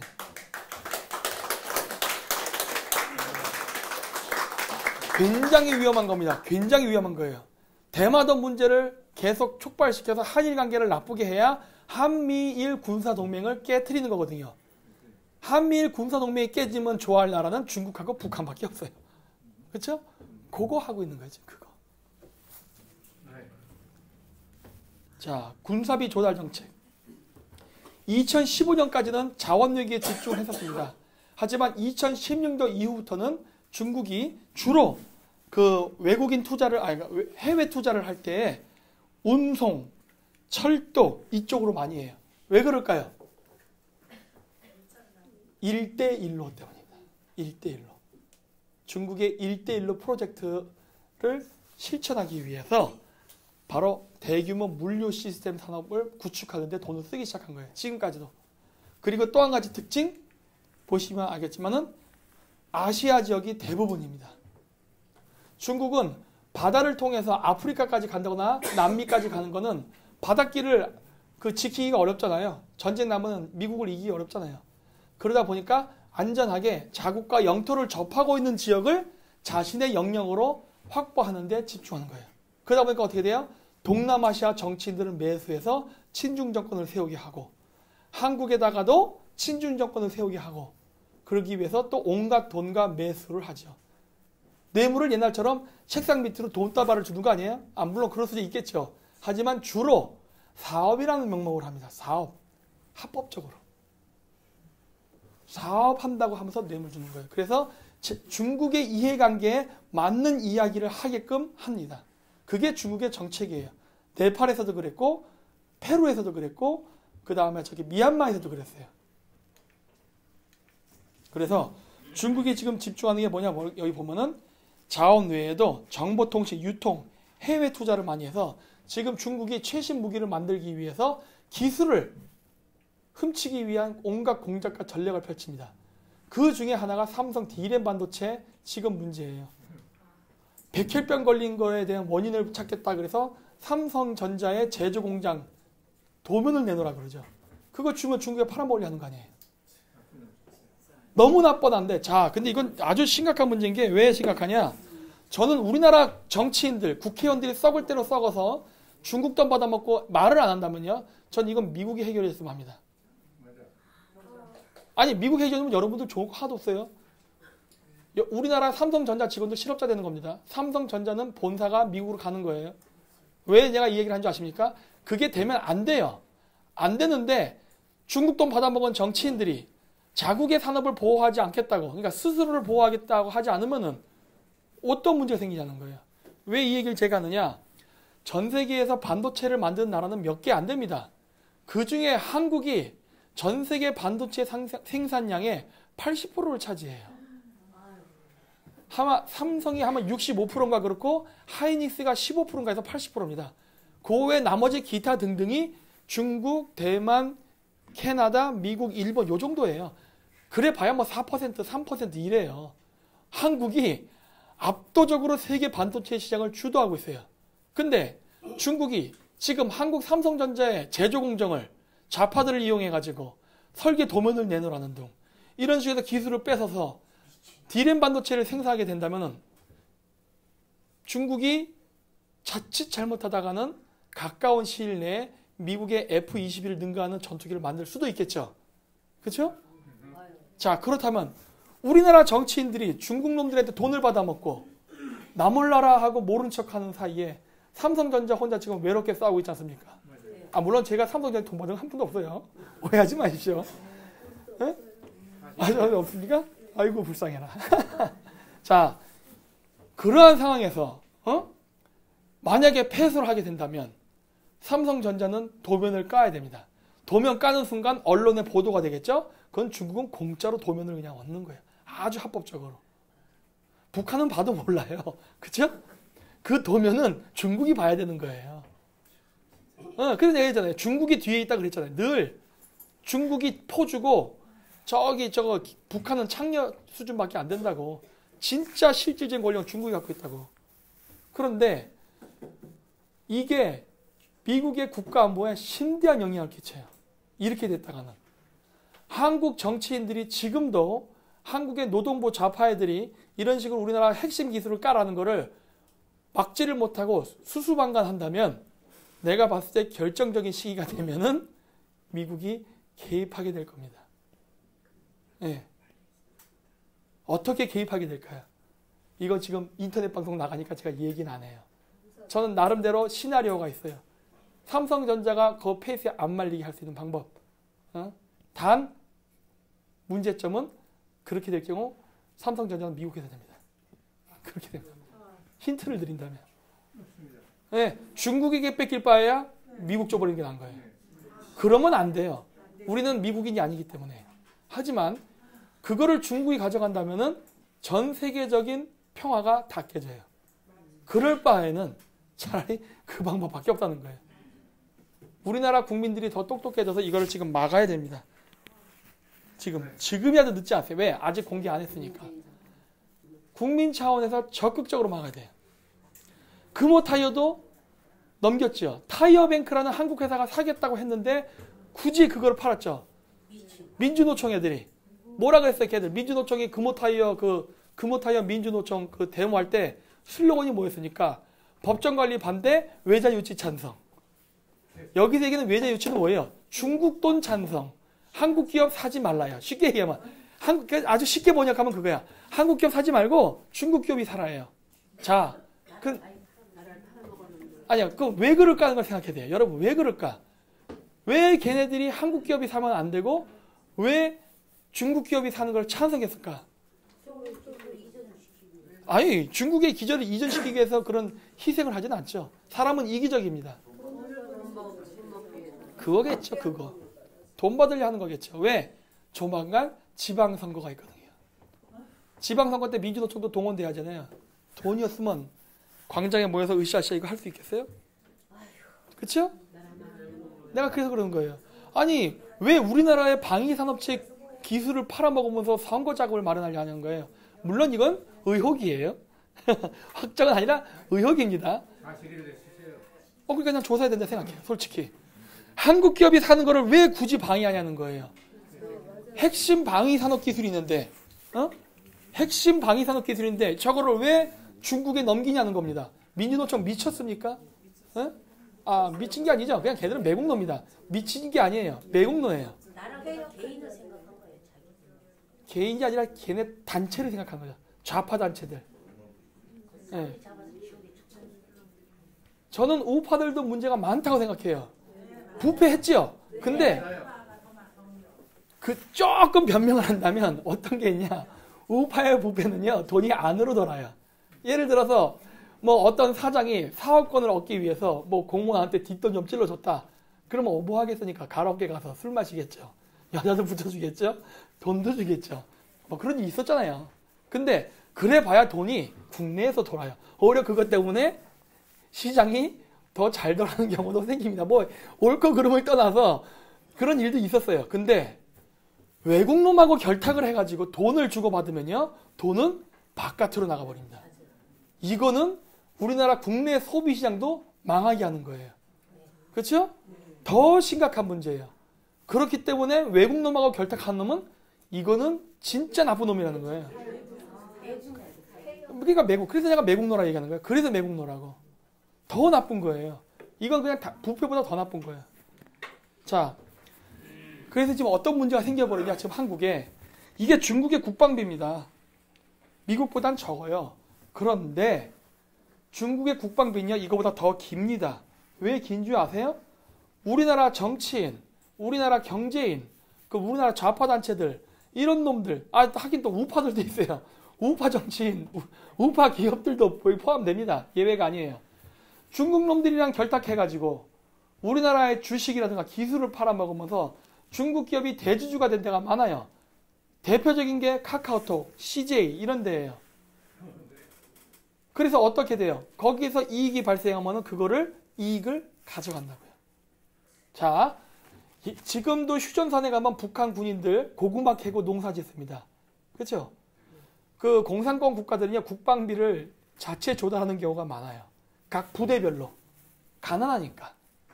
원래 중국 군들도요, 원래 각자 자기 군구에서 농사 짓고 장사하고 해가지고 그 돈 갖고 뭐 국방비를 조달했었어요. 각자. 그런데 중국은 경제 성장을 하면서 옛날 때 농사 짓던 군대가 기업을 만들고 지금과 같이 텐센트, 화웨이 같은 기업을 만든 겁니다. 화웨이 기판은 여러분이 쓰는 모든 통신사, SKT, LG U+, KT에 다 들어가 있죠. 여러분의 핸드폰은 마음만 먹으면 중국 인민해방군이 도청합니다. 왠지 아세요? 화웨이는 중국 인민해방군 소속 회사예요. 즉 인민해방군 소속 일종의 국정원 부대의 기업이라고요. 거기다가 여러분들이 정보를 지금 맡기고 있는 거예요. 그래서 마음만 먹으면 얼마든지 도청이 가능해요. 얼마든지. 단톡방 많이 하시죠? 카톡. 얼마든지 볼 수 있어요. 서버도 팔아넘겼죠. 그렇기 때문에. 그리고 지금 5G 한다 그러죠? 그것도 지금 중국에다 팔아넘기려 하죠. 화웨이에. 미국은 하지 말라고 했잖아요. 근데 우리나라는 하려고 하고 있어요. 우리나라는 고심한데요. 왜? 우리나라는 중국이랑 하고 싶어. 미국 눈치 때문에 못하는 거예요. 나는 이게 이해가 안 된다는 거예요. 도대체 우리나라 정치인과 기업인은 한국인입니까? 중국인입니까? 응? 자, 이제 하와이도 이제 어떤 문제가 생겼느냐. 하와이는 제일 큰 섬. 요 밑에 이렇게 기다란 게 있어요. 이거 뭐예요? 활주로죠? 공항입니다. 코나 국제공항이라 그래요. 요 밑에 이게 뭔지 아세요? 미군 기지예요. 하와이에 있는. 여기다가 대규모 태양 판넬을 건설하고 있습니다. 누가? 중국인이. 항상 미군 기지 옆에는 중국인들이 땅을 삽니다. 이거는 한국, 일본에서만 일어나는 게 아니라 하와이에서도 일어나고 피지에서도 일어나고 괌에서도 일어나고 다 일어나요. 전 세계 미군 기지에서 그 옆에는 항상 중국인들이 리조트를 짓는다던가. 이제 태양광이랑 꼼수 있어요. 태양광 하면 어떤 일이 발생할까요? 태양광 하면은. 태양광은 전기를 만들어내죠. 저기다 카메라나 도청기를 달면 작동하겠죠. 전기가 있으니까. 그거 하려고 하잖아요, 지금. 그렇죠? 우리나라 사드가 배치된 성주마을 주변 땅은 누가 샀을까요? 운동권이랑 같이. 이런 거 잘 모르시죠? 이 짓 하고 있어요, 이 짓 하고. 사드 미사일 기지 세우면 뭐해? 주변을 감시하고 있는데. 어? 이런 식이에요, 이런 식.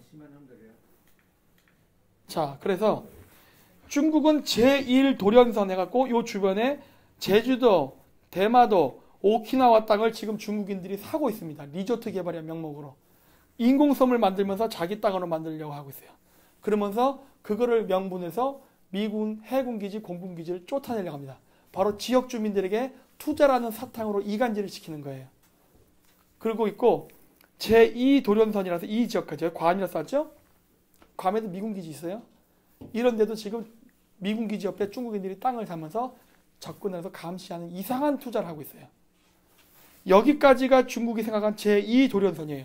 그래서 이번에 북핵 개발 문제 때문에 참여한 군대 중에 호주가 있는 겁니다.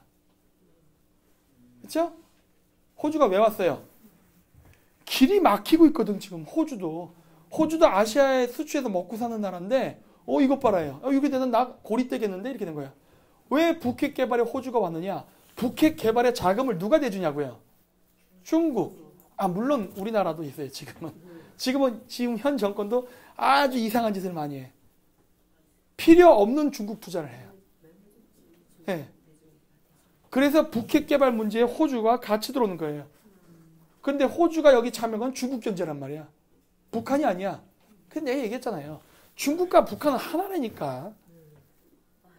이거를 아직도 한국 사람들이 생각을 안 해요. 그래서 인도 태평양 방어선. 우리는 지금 신냉전 시대에 살고 있습니다.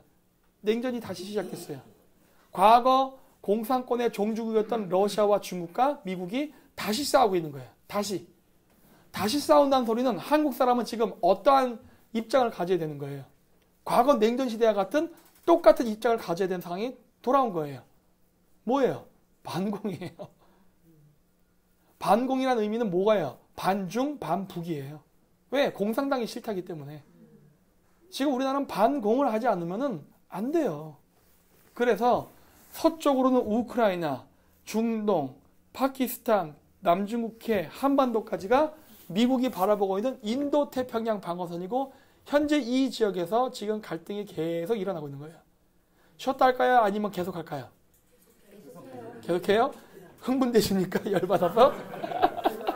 네? 자, 그러면 미국이 어떻게 이거를 지금 풀어나가는지를 잘 보십시오. 우리나라의 이 그 국내 언론들은 전혀 미국의 외교 정책을 읽지를 못해요. 미국은 아까도 얘기했듯이 공산주의 국가와의 전쟁을 하는 겁니다. 잊지 말라는 거예요. 러시아, 중국을 상대로 싸우는 거예요. 러시아, 중국을 상대로 싸우면서 러시아, 중국의 하수인 국가들을 제거하고 있는 거예요. 물론 거기에 북한이 포함되어 있죠. 싸우는 전쟁이고 그 커다란 전쟁 속에서 한반도를 바라보는 거예요. 그렇기 때문에 뭐 독수리 훈련이 뭐 줄었네, 늘었네 이런 개소리를 하지 말라는 거예요, 도대체.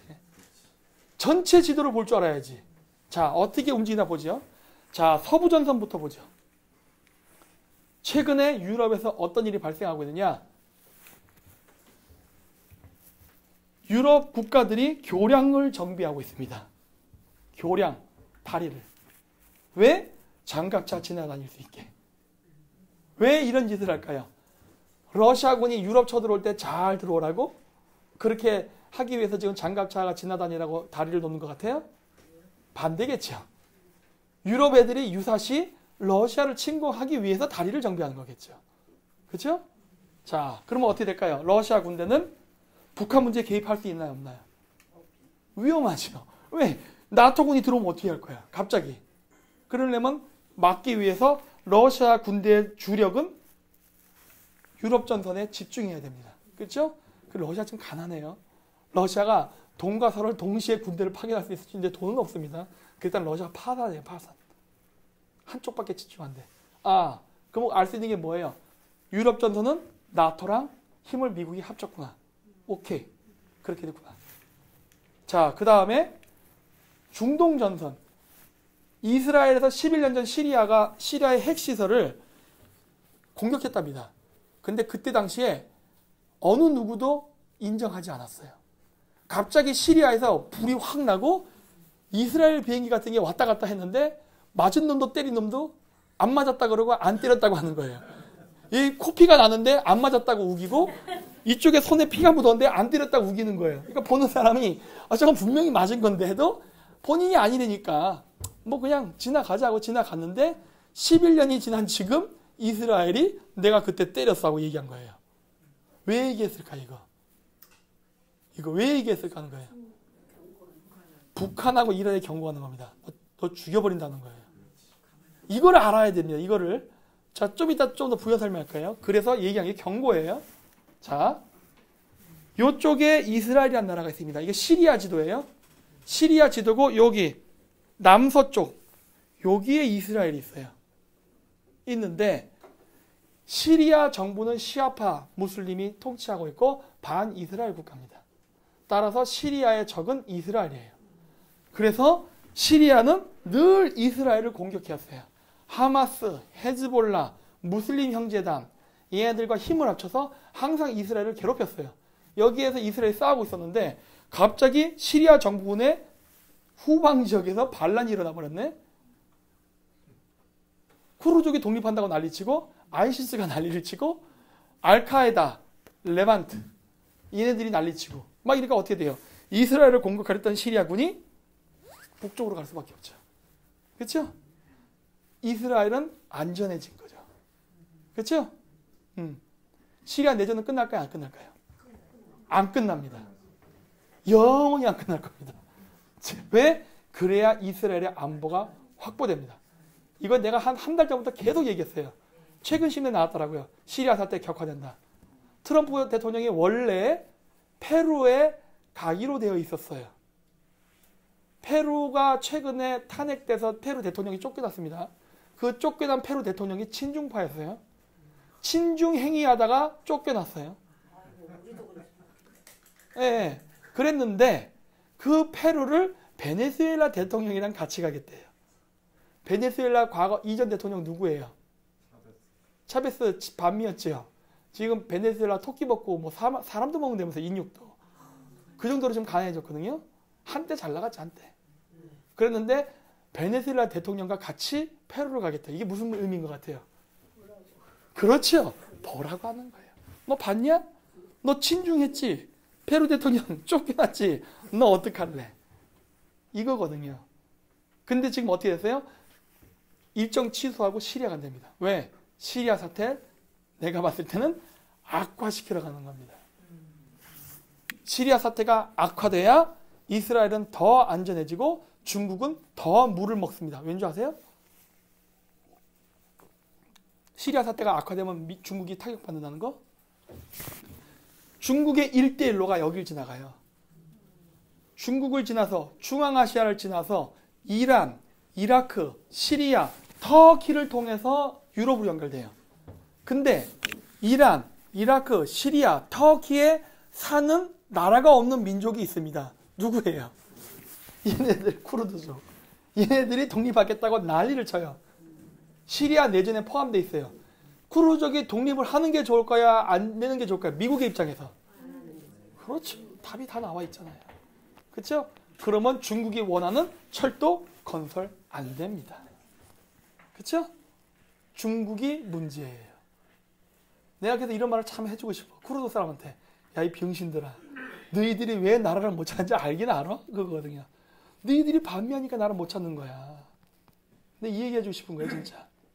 어? 너희들이 친미만 해봐라. 벌써 독립했지. 어? 안타까워요. 참 진짜 독립운동을 해도 무장투쟁만이 답은 아니거든요. 그러니까 이 나라에 이승만이 없었기 때문에 그래. 우리나라 항일 무장투쟁한 독립투자들은 대부분 사회주의자였죠? 그건 어쩔 수 없어요. 왜? 거기 소련이 있으니까. 미국은 바다 건너에 있고 당연히 항일 투쟁하면서 소련이랑 연대해갖고 무기도 받고 돈도 받고 싸워서 사회주의자 됐어요. 그리고 그 당시에 공산주의 국가는 연합국이었기도 하고 설마 냉지될 줄 알았겠어요. 그래서 우리나라 항일 투쟁한 사람이 2차 세계대전 이후에 미국 정부의 눈에서 봤을 때 아군으로 보겠어요? 적군으로 보겠어요? 당연히 적군이 되는 거예요. 왜? 항일 투쟁한 사람들은 소련하고 너무 사이가 좋아. 믿을 수 없어. 그러면 한국을 어떻게 해야 되지? 다행히도 이승만 대통령이 있었죠. 저 사람 미국에서 공부했대. 그리고 저기 청와대 화이트하우스 이런 데서 왔다 갔다 해서 로비 활동해. 저 사람 대통령 키우면 되겠네. 이렇게 된 거예요. 이렇게. 내가 이거를 쿠르족한테 얘기해주고 싶어 정말.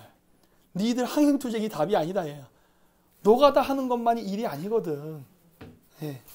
안타깝습니다. 어쨌든. 근데 문제는 시리아 내전이 나면은 중국이 타격을 받는다 그랬죠? 1대1로가 안 되니까. 1대1로 건설 못하면 중국 경제는 무너져요. 그래서 시리아 내전을 해결하고자 중국 정부군이 참여했습니다. 내란에. 자, 그러면 중국 정부군은 이 5개로 쪼개진 시리아 군벌 집단 중에 누구를 지원하느냐? 시리아 정부군입니다. 어머나, 문제가 생기죠. 여기 더 있죠?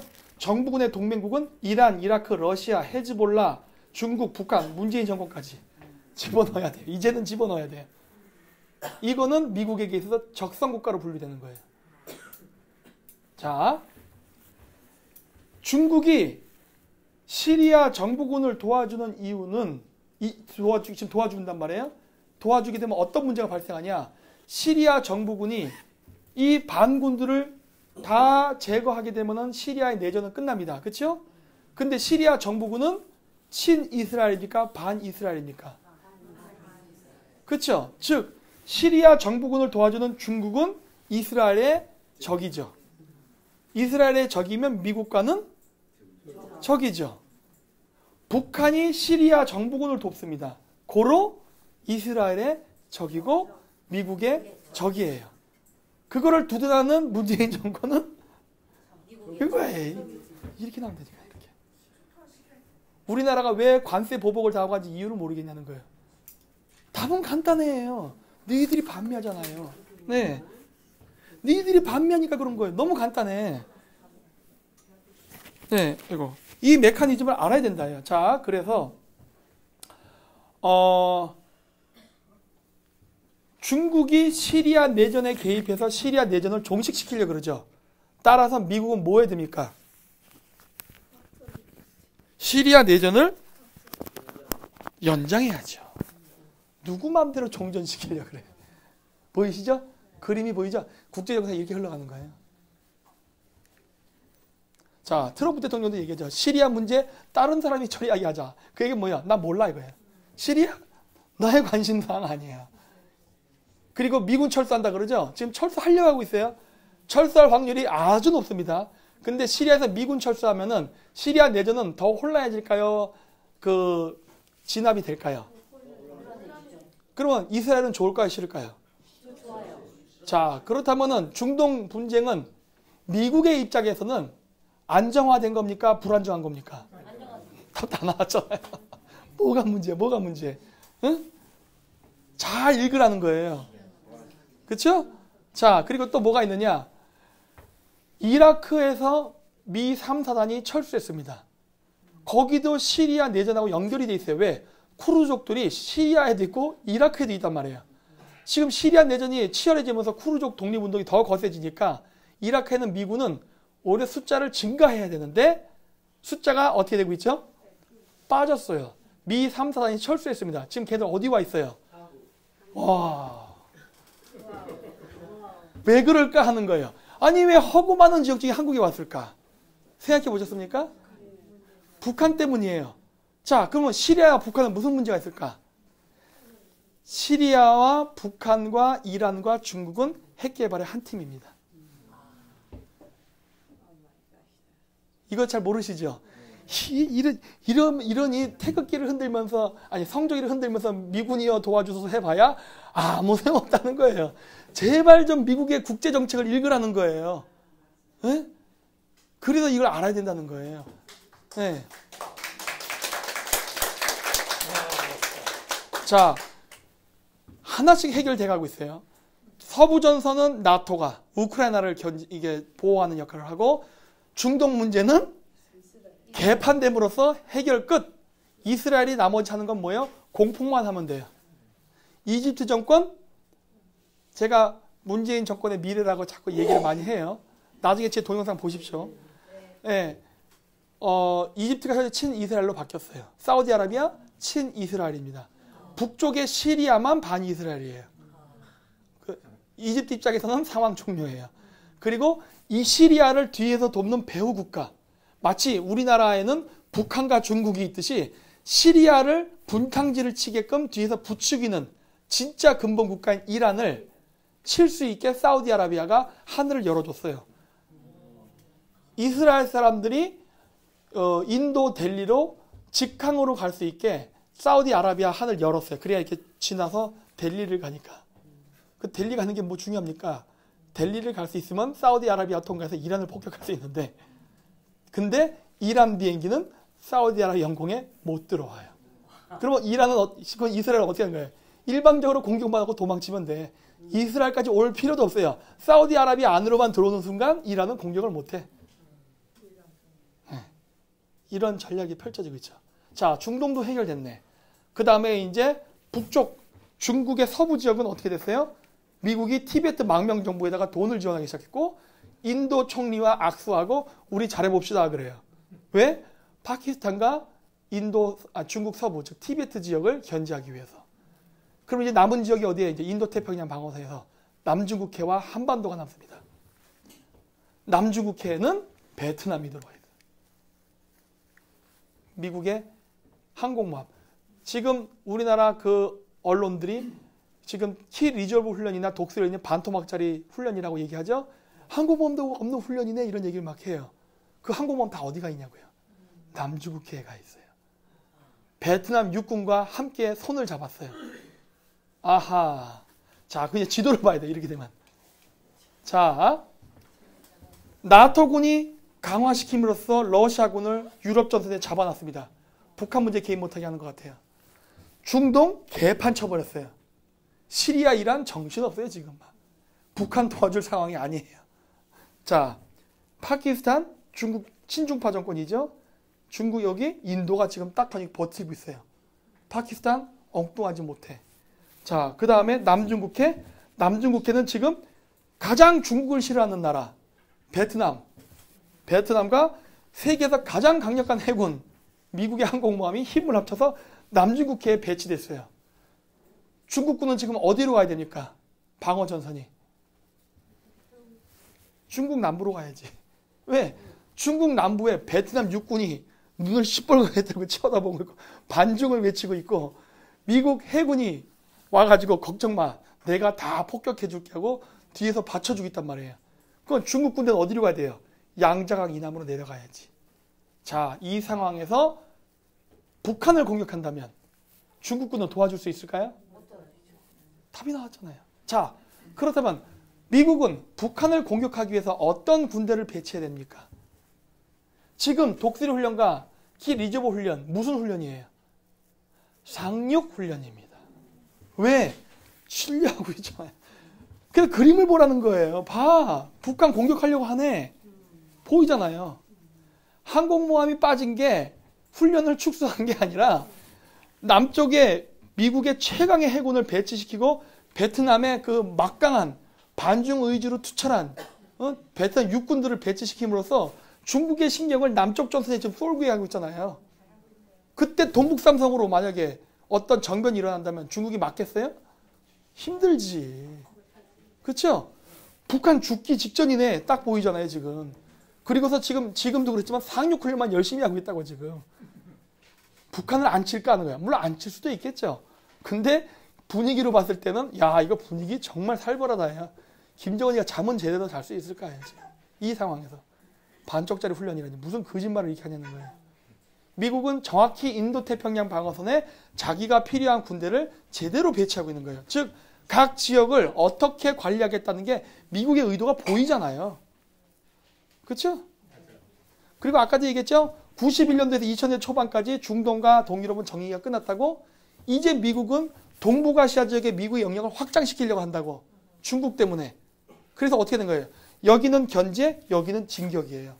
그렇죠? 상륙부대 왔잖아요. 뭐가 문제예요? 응?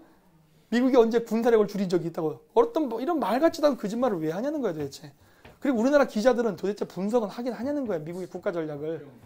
응? 아 이게 좌파나 우파나 언론 매체들이 왜 이따위냐는 거예요 도대체. 미국의 의도를 못 읽어? 이거거든요. 미국의 의도는 미국의 영역을 확장하는 거야. 그렇다고 해서 미국 땅을 만들 수는 없어요. 이 땅을. 친미 국가를 많이 만들고자 하는 거예요. 자, 이제 북한 어떻게 되겠어요? 망한다니까요. 망해요. 네. 이걸 지금 강력하게 좀 밀어보죠. 미국은 한 발짝도 안 물러섰다고요. 지금 안 물러섰어요. 지금 계속 강화시키면서 전진하고 있다고. 네?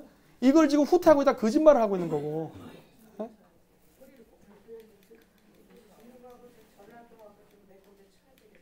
그렇죠. 쳐야 돼 지금. 보세요 지금. 이게 상륙함이에요 지금. 우리나라에서 하는 독수리 훈련에 이거 갖고 훈련한다고. 죄다 상륙 훈련만 해요. 자, 남한하고 북한은 섬나라가 아닙니다. 휴전선을 두고 국경을 접하고 있죠. 왜 상륙 훈련할까요? 생각해 보신 적 있으세요? 여러분들이 한미 사령관이라 생각하고 한번 작전 지도를 생각해 보십시오. 왜 상륙 훈련하는가? 아니 땅이 연결됐는데 기갑사다 갖고 쫙 올라가면 안 돼? 왜 상륙 훈련합니까? 필요한 곳만. 어디가 필요해요 미국은?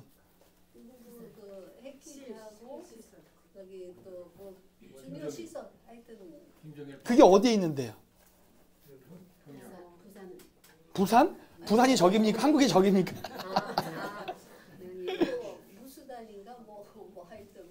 이거 인터넷 되나요? 안 되면 그냥 조그만 지도로 볼게요. 제가 그냥. 아이고.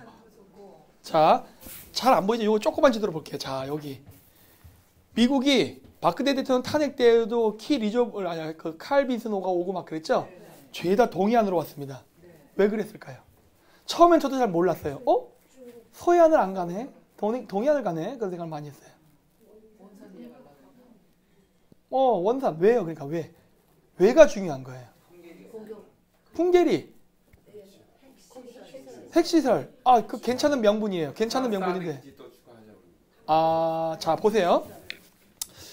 예전에 그런 거 돌았었죠. MBC 뉴스에서 나왔던 건데, 북한을 공격할 때 북한을 4분할 통치하자는 얘기. 지금 제가 인터넷이 안 되니까 스마트폰으로 보세요. 그냥 네이버나 구글 가서 북한 4분할 하면 지도가 나올 겁니다. 지도가 나올 거예요. 그 지도를 잘 보세요. 중국 애들이 제안한 중국의 관할 지역을 보세요. 어떻게 되어 있느냐? 함경도까지 되어 있습니다. 그게 뭘 의미하는지 아세요? 함경도. 중국의 의도를 읽어야 돼요. 자, 보세요. 지금 상태에서 중국의 해군은요, 바깥으로 나가려면 한국에 막혀있고, 일본에 막혔고, 오키나와 열도, 대만까지 다 막혀 있습니다. 따라서 태평양을 나가려는 순간 미국 애들은 카운트다운을 해요. 착각착각 하면서 잠수함 3대 나갔고, 항공모함 1대 나갔고, 2대 들어갔고, 다 체크해요. 자유롭게 움직일 수가 없어. 완전히 감시 안에 들어와 있어. 중국이 완벽하게 좀 애매하지만 좀 자유롭게 태평양을 진출해서 미국을 위협하려면요, 한국의 동해안이 필요합니다. 한국의 동해안을 진출해야 홋카이도 쪽에서 사할린으로 여기 돌든 이렇게 해갖고 태평양으로 나갈 수 있는 길이 열려요. 그러면은 미국의 알래스카를 위협할 수 있는 길이 열려요. 그렇죠? 자, 그런 중국의 얄팍한 의도를 그냥 넘어가면 안 되겠죠. 자, 그렇다면 미국이 아니면 한국이, 한미연합국이 아니면 유엔군이 누가 됐든 간에 북한을 때려잡을 때 휴전선을 넘어서 뭐 엄청나게 빠른 100km의 속도로 기갑사단을 돌려보내나 뭐라든 어쨌든 전쟁이 난다. 그러면은 중국군은 어떻게 움직일까 하는 겁니다. 어떻게 움직일 것 같아요? 중국은요, 평양을 지키지 않을 겁니다. 김정은 뒤지거나 말거나 상관 안 할 거예요. 중국은요, 내가 봤을 땐 그래요. 내가 봤을 때 중국의 전략은 바로 군대를 함경도로 보낼 겁니다. 왜? 거기는 북한군도 거의 없어요. 무혈 입성할 수 있다고. 그래서 함경도만 점령하면 어떻게 돼요? 동해안을 접해요. 그렇죠? 자, 그렇다면 미국이 북한을 공격할 때는 어디를 쳐야 돼요? 그치? 답이 나왔죠? 왜 상륙하는지가 보이죠? 야, 이게 제가 생각하는 미국의 전략이에요. 전체적인 전 세계 지도를 보면서 쭉 분석을 하니까 함경도네. 네. 이거는 대중국 견제 전략입니다. 내가 봤을 때. 다 중국이 문제예요. 중국이 침략 야욕을 막기 위해서예요. 그리고 함경도는 절대 뺏기면 안 됩니다. 저는 그렇게 생각해요. 이렇게 제가 인터넷 방송 뻔히 나갔는데도 얘기하는데 또 다른 전략이 있기 때문이에요. 어쨌든 간에 좋아, 상관없어. 그런데 자, 중국이 함경도를 점령할 수 없으면요, 평안도를 점령해도 그 군대는 나가야 됩니다. 왜? 평안도 지역은 인구 밀도가 높은 지역이고 북한 사람들은 한국인하고 다르게 반중 정서가 강해요. 그건 중국 군대는 나가야 돼요. 그렇죠? 그러면 중국은 땅 한 개도 못 가져갑니다. 일시적인 점령은 해도 다 나가야 돼요. 근데 함경도를 점령하게 되면 중국은 안 나가요. 왜? 자신의 국익이 달린 문제거든. 그래서 미국이 제일 먼저 시급하게 점령해야 될 지역은 함경도예요. 그리고 거긴 풍계리 핵시설이 있으니까 명분도 좋아요. 그렇잖아요. 핵시설에 대한 완전 해체를 위해서 우리가 사전 점령한다. 얼마나 아름다운 그림이 나옵니까? 그렇죠? 네. 중국 제거가 목표예요.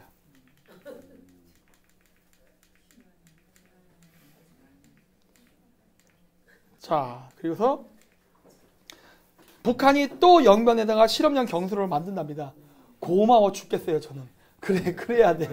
니들이 만들어야 미국이 북한이랑 협상 안 한다 해요. 아이고 다행이다 해요. 계속 만들어요. 니 죽으면 되니까. 여러분들도 그런 얘기 태극기 부대 쪽에서 나오던데 김정은이랑 트럼프랑 만나면은 안 된다 뭐 어쩌고 걱정하지 마세요. 그게 뭐가 중요합니까? 트럼프 대통령이랑 김정은이 만나는 건 하나도 안 중요해요. 그거는 왜?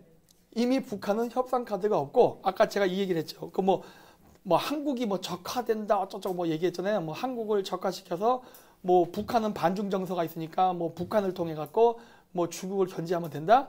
안 일어나요. 그건 여러분들이 그냥 생각하는 그 나쁜 희망입니다. 왜 안 일어나냐? 북한은